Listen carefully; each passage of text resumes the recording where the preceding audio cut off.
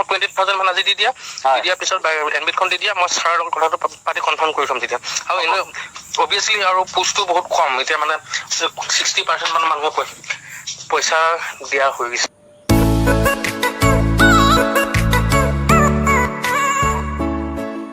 Hello' guys, welcome back to my channel Jiwan জিন্দাবাদ।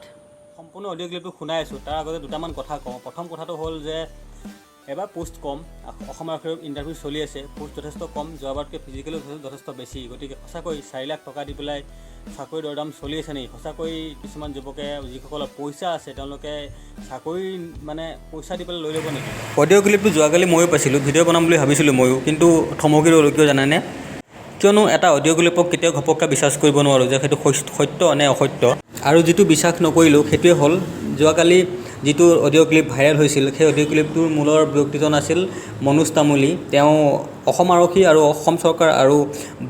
অসম চৰকাৰ বদনাম কৰিবলৈ আৰু সততে যিবোৰ ল'ৰা ছোৱালীয়ে বৰ্তমান নিজকে কষ্ট কৰি প্ৰস্তুত কৰিছে আৰু ইণ্টাৰভিউ দিবৰ বাবে, যিহেতু পোষ্ট কম, গতিকে তেওঁলোকক মনোবল ভাঙিবৰ বাবে সম্পূৰ্ণ এটা মনোবল ভাঙিবৰ চেষ্টা কৰা হৈছিল। যিসকল ল'ৰা ছোৱালীয়ে নিজকে কষ্ট কৰি পেলাই দিনে ৰাতি একাকাৰ কৰিছে কষ্ট কৰি পেলাই ইণ্টাৰভিউ দিবৰ বাবে, তো তেওঁলোকৰ মনোবল ভাঙিবলৈ চেষ্টা কৰিছিল। গতিকে তেওঁক গ্ৰেপ্তাৰ কৰা হ'ল আৰু এইটো প্ৰমাণ হ'ল যে যোৱাকালি যিটো অডিঅ' ক্লিপ ভাইৰেল হৈছিল সেইটো সম্পূৰ্ণ মিছা আছিল বুলি।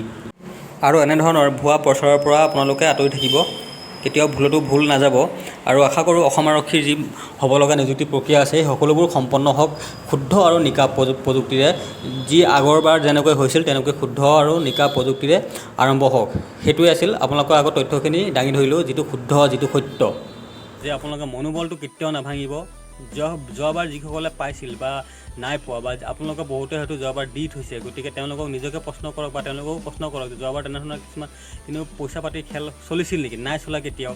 আপোনালোকে এতিয়ালৈকে প্ৰস্তুত কৰিছে নিজকে, তেনেধৰণৰ প্ৰস্তুত কৰি ৰাখক আৰু ইণ্টাৰভিউটো ভালদৰে দিয়ক, ৰিটেন ভালদৰে দিয়ক, নিশ্চয় ছাকচেছ হ'ব। বা সিমানখিনিয়ে ক'ব লগা আছিল।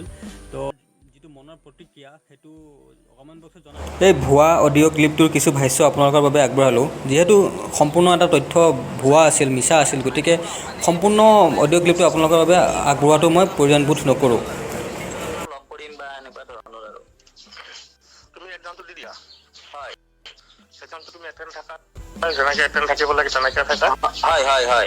আৰু তুমি মিনিমাম আৰু পইচা দিব লাগিব, চিধাকৈ কৈছোঁ। আৰু আগতীয়াকৈ পইচা দিব নালাগে। হয়, আগতীয়াকৈ তোমাৰ মিনিমাম কিবা এটা দিব লাগিব আগতীয়াকৈ। আৰু তুমি যদি এছ আইৰ কাৰণে হয় 4 লাখ মান ল'ম। এছ আইৰ কাৰণে 4 লাখ। আচ্ছা। আৰু বাকীখিনি পইচা যেতিয়া এপইণ্টমেণ্ট ল'বা, একদম এতিয়াৰ লগত গোটেই পইচাটো নাই যে তুমি মোক 50,000 দিয়া, এইটো মোক কোৱা বিচৰা নাই। হয়, কাৰণ তুমি ইণ্টাৰভিউটো দিবা, এতিয়ালৈকেতো দিয়াই নাই। হয় হয়। মানে পেপাৰ নে ৰানিংটোৰ কথা কৈ আছে আপুনি? মানে ৰিটেনটোৰ কথা কৈ আছে নে ফিজিকেলটোৰ কথা কৈ আছে? মই যেনিবা তোমাৰ ৰিটেন বুলি ক'লো বা ফিজিকেল বুলি ক'লো, তুমিতো তোমাৰ প্ৰতিটো বস্তুটো ভাল হ'ব লাগিব। নাই ৰিটেন মই যেনিবা তোমাৰ যদি ৰিটেন বেয়া হৈ যায়, তুমি তেতিয়া পাবা নেকি? হয়, সেইটোৱেতো ৰিটেনটো বেয়া হ'লে ৰিটেনটোৱে প্ৰব্লেম মোৰ। মই গোটেই চিষ্টেমটোৰ কথা কৈ আছো। হয় হয় হয়। তাৰমানে গোটেই চিষ্টেমটো মই এইটো ক'ব বিচাৰিছো, এপইণ্টমেণ্টখন তুমি পাব লাগে। হয়, এপইণ্টমেণ্টখন পাব লাগে। কথাটো সেইটোৱে। হয় হয়। তুমি এপইণ্টমেণ্ট পাবৰ কাৰণে যিখিনি প্ৰচেছ হয় গোটেইখিনি মই কৰিম, সেইখিনি চিন্তা কৰিব লাগে। ফাৰ্ষ্ট টাইম মই এইটো ক'ব বিচৰা নাই যে তুমি মোক ইমানটো পইচা দিয়া। তুমি 10-20,000 কিবা 20-30,000 মান পইচা দি ৰাখা। ইয়াৰ পিছত তোমাৰ মেৰিট লিষ্টত নাম আহিব, মেৰিট লিষ্টত নাম আহিব, তুমি দেখিবা যে মোৰ মেৰিট লিষ্টত নাম আহিলে। হয়। আৰু যেতিয়া এপইণ্টমেণ্ট ল'বা, এপইণ্টমেণ্ট লওঁতে বাকী পইচাটো দিবা। হয়, এইটো তাৰমানে আপোনাক কেতিয়া মই পেমেণ্টটো কৰিব লাগিব? 20 তাৰিখ আজি কৰা পাৰিলা। প্ৰচেছটো কেনেকুৱা? প্ৰচেছটো তুমি এটা কাম কৰা, তোমাৰ এডমিটখনটো এতিয়া বৰ্তমান পালা তুমি? অ', এডমিটখন ওলাইছে মোৰ, S I. O', S I এডমিটখন মোক PDF কৰি দি দিবা। হয়। এডমিটখন দিয়াৰ পিছত তুমি পইচাটা দি ৰাখা। কি কৈছে বুজি পোৱা নাই। মানে এডমিটখন আপোনাক হোৱাটছএপত মই দি দিলো। তুমি ধুনীয়াকৈ PDF কৰি পিনি হোৱাটছএপত দিলা মোক, তোমাৰ যিখন এডমিট। হয়। এডমিটখন দিয়াৰ পিছত মিনিমাম পইচাটা 20-30,000 মান পইচা দি ৰাখা। পইচাটো মই ক'ত দিম? বেংক আপোনাৰ নেট বেংকিং কৰি দি দিম মই।